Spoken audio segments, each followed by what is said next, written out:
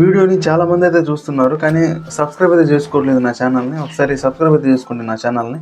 So టాపిక్లో వస్తే, దీంట్లో లక్షలు ఒకడు ఎలా సంపాదిస్తున్నాడో నేను మీకు ఒక ఎగ్జాంపుల్ అయితే చెప్తున్నాను.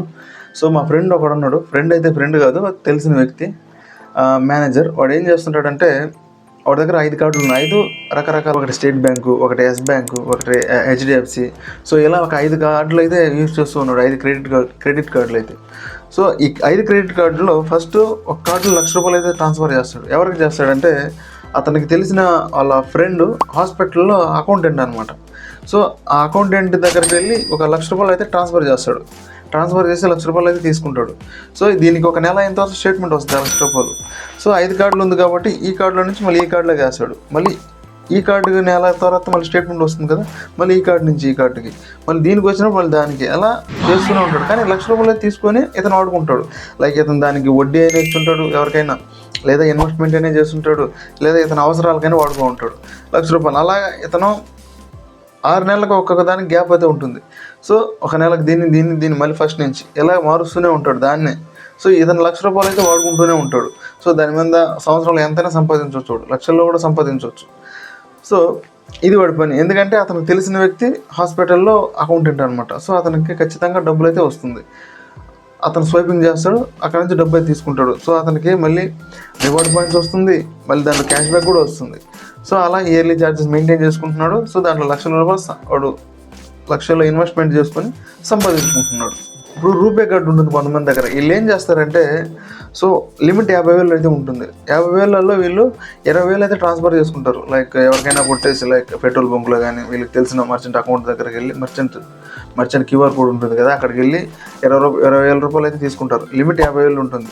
సో నెక్స్ట్ స్టేట్మెంట్ వచ్చిన తర్వాత ఏం చేస్తారంటే, ఇంకా 30,000 బ్యాలెన్స్ అయితే ఉంటుంది కదా, ఆ 30,000 దాంట్లో మళ్ళీ 20,000 తీసుకొని మళ్ళీ దీనికి స్టేట్మెంట్గా కడతాడు. మళ్ళీ నెక్స్ట్ మంత్ కూడా అదే చేస్తుంటాడు. ఇలా చేస్తే మీ క్రెడిట్ కార్డ్ అనేది డిటెక్ట్ అవుద్ది. Credit card terms and condition ప్రకారం ఏ వ్యక్తి అయినా ఒకే మర్చెంట్ అకౌంట్కి పర్ మంత్ అదే అమౌంట్ వేస్తున్నాడు, మళ్ళీ తీస్తున్నాడు, మళ్ళీ వేస్తున్నాడు, ఇదే జరుగుతుంది అనుకోండి. సో మీ కార్డ్ డిటెక్ట్ అవుద్ది. ఎందుకంటే మీరు రొటేట్ చేస్తున్నారని వాళ్ళకి అర్థమైపోతుంది క్రెడిట్ కార్డ్ కంపెనీలకి. సో ఎప్పుడు ఒకసారి అయితే సరే అనుకోవచ్చు, కానీ మీరు ప్రతి నెల అదే పని చేస్తున్నారు అనుకోండి, ఖచ్చితంగా మీరు డిటెక్ట్ అయితే అవుతారు. సో మీ మీద పెనాల్టీ వేయవచ్చు, లేదా మీ కార్డు మర్చెంట్ అకౌంట్ మీద ఛార్జెస్ అనేవి వేయవచ్చు, లేదా మీ లిమిట్ని ఆపేయవచ్చు, లేదా మీకు రెస్ట్రిక్షన్ అయితే వేయవచ్చు, లేదా మీ కార్డుని అనేది బ్లాక్ చేయవచ్చు. సో వీటిలో ఏదో ఒకటి ఖచ్చితంగా జరుగుద్ది. సో ప్రతిసారి ఒకే మర్చెంట్ అకౌంట్కి ప్రతి నెల అలాగే వేయకూడదు. ఇది ఒక రూల్ అనమాట. టర్మ్స్ అండ్ కండిషన్లో ఒక రూల్ అయితే ఉంటుంది. ఈ వీసా, మాస్టర్, ఈ క్రెడిట్ కార్డు ఉంటాయి కదా, కొంతమంది వీళ్ళు ఏం చేస్తారంటే, లైక్ ఏదైనా రూమ్ రెంట్ కానీ, లేదా ఎడ్యుకేషన్ ఫీజు కానీ ఇలా పే చేసి అయితే డబ్బులు అయితే తీసుకుంటున్నారు. దీంట్లో ఛార్జెస్ చాలా ఎక్కువ పడుతుంది. ఇప్పుడు మా తెలిసిన వ్యక్తి ఒక అతను ఇలాగే వీసా కార్డుతో ట్రాన్స్ఫర్ అయితే చేశాడు ఎడ్యుకేషన్ ఫీజుకి. 10,000కి 400 దాకా అయితే కట్ అయింది. ₹400 అయితే ఛార్జెస్ అయితే పడింది 10,000.